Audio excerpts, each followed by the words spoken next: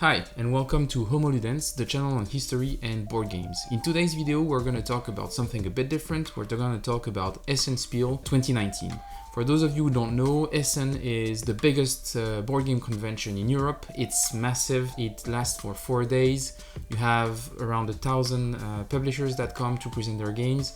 And last year, I think it had 200,000 visitors. Unfortunately, though, Essen is not really known for having a lot of content for wargamers. It's mostly focusing on Euro games, German games, board games, regular board games. But it's so big that there are some stuff that are interesting for us grognards. And what I'm going to do today is give you a top 5 list of war games to look for, or at least historical games to look for at Essen this year.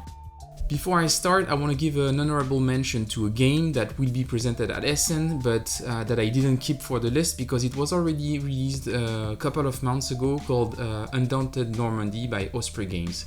It's an awesome light card-driven war game that takes the system of war chest and transposes it into World War II. And this time is in Normandy, and there will be an upcoming game in North Africa. It's a bit like a gateway game toward Combat Commander. And it looks really awesome, and I will definitely pick a copy at Essen and most certainly do a review when I'm back. And if, like me, you also like regular board games and Euro games and you would like to know what I'm going to look out for also at Essen above historical games, there will be the list down in the description, BGG list, where I list all my watch out collection.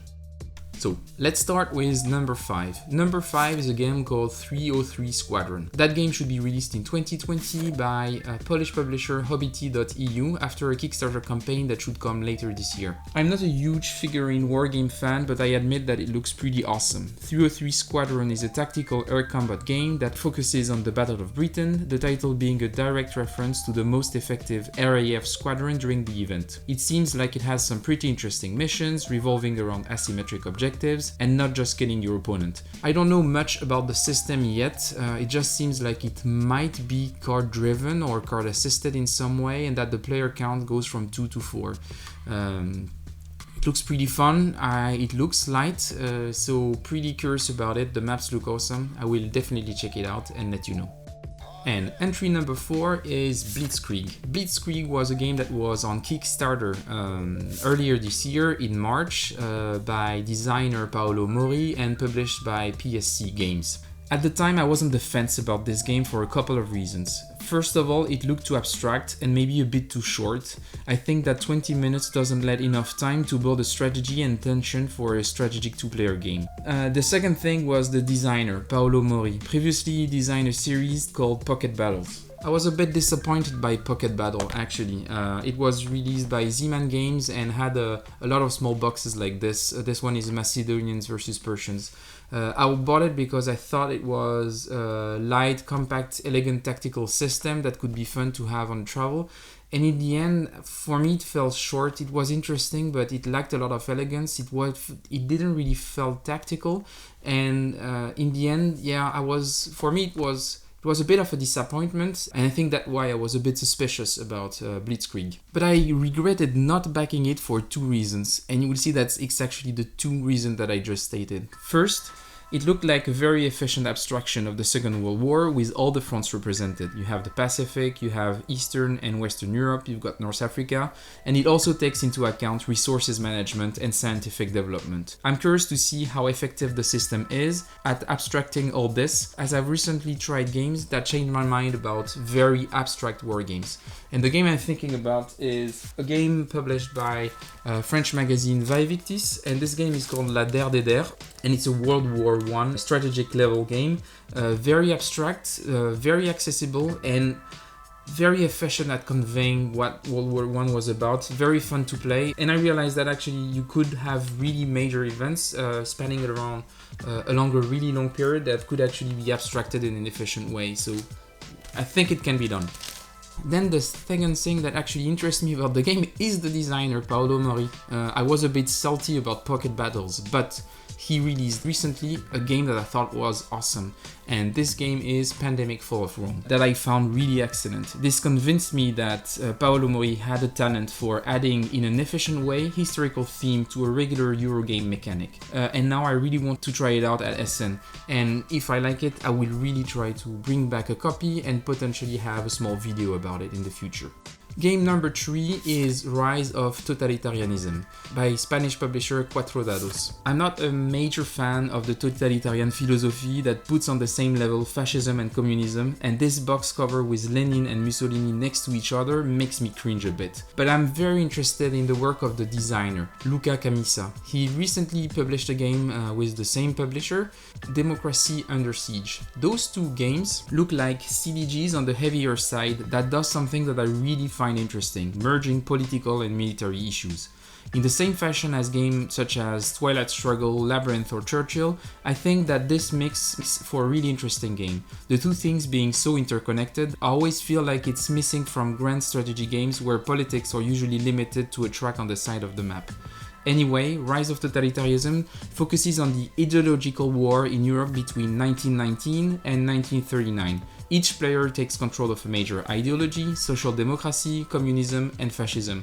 There is a fight over domination for major countries, and the game action revolves around action sheets that are selected secretly. That might give it a bit of a diplomacy flavor, but I guess we'll see. And if it does, it will look like a very, very heavy and chromy diplomacy, which I wouldn't have any problem with. Definitely excited about this game. Entry number 2 is a game that was recently published called Watergate. Watergate looks awesome. I'm really excited about this game on the Watergate scandal, where one player plays the Washington Post journalist and the other the Nixon administration. This one is another two-player entry-level CDGs in the same vein as 13 Days, with what looks like really interesting mechanics. A political momentum system, and a board that looks a bit like an abstract strategic game. It was recently released by Capstone Games and gets some traction in the non-wargamer part of the hobby, which is always a good thing. It looks definitely more on the abstract side, but with some interesting twists and a very classic CDG implementation. You play cards either for ops or events, and if you play it for event, the card is removed from your deck. Something that will remind you of Path of Glory, obviously, but in a very light way. It's great to see that they use classic wargame mechanics for something that looks like a two-player Eurogame with a historical theme. I'll definitely take a copy of this one at Essen, and I strongly recommend that you watch a video review by No Pun Intended on that game that really shows how exciting this game is and how it creates tension in this two-player strategy game. Super interesting. And finally, my number 1 entry is 1941 Race to Moscow. That is the sequel or prequel to 1944 Race to the Rhine. I'm excited to see this new game by Phalanx Game, using the same system as 1944, and shows the heroic defense of Moscow by the Red Army that prevented the German victory that would have knocked out the USSR out of the Second World War. The system focuses on managing resources and maintaining supply lines. Will you trade off ammo for fuels? Will you sacrifice food to get ammunition to the front in the hope of delivering a fatal blow to your opponent? Those are the kinds of dilemmas you'll have to solve in 1941 Race to Moscow. Compared to 1944 Race to the Rhine, this new game in the series is supposed to be a bit more complex, as it distinguishes between motorized and non-motorized units. And the map also seems a bit larger, giving the game a more epic feel. Apparently it also has a higher player count, with up to 4 players being able to play this time around. The artwork on the box and the map looks awesome, making me very excited for this new game. It should be on Kickstarter on October. I will most certainly back it, and I'll keep you posted on this one for everything that I see at Essen. So this was my top 5 historical wargames that I'll be looking at for Essen Spiel 2019. The list was pretty limited because there was not a lot of historical games, to be honest, but still a few interesting things to see here and there, and I'm definitely looking forward to it. In the meantime, if there are any historical games that you know are going to be present at Essen that I didn't mention in that list, I might have missed it, so please feel free to mention them in the comments, and I would be more than happy to have a discussion about it and see if I should check them out and potentially get some information while I'm at the convention. And if I see that this video got some traction, I would be more than happy to maybe have a small video vlog showing what I see and maybe having a few interviews over there. So let me know if you would be interested in this. And finally, if you're going at Essen and are looking for a wargame player to maybe have a small wargame session while you're there, please feel free to send me an email. I would be more than happy to meet and have a game. Regarding the channel, just a quick update. Before going to Essen, I will be focusing on editing a new video that I've started working on 2 weeks ago, and that's the interview of legendary wargame publisher and designer Jack Rade that founded People's Wargames in the late 70s and released a few games on the Red Army successes during the Second World War. That's a really interesting, I think, a really interesting interview about wargame design, but also politics in wargames, and I will try to edit it as fast as I can and share it with you guys, and I hope that you like it.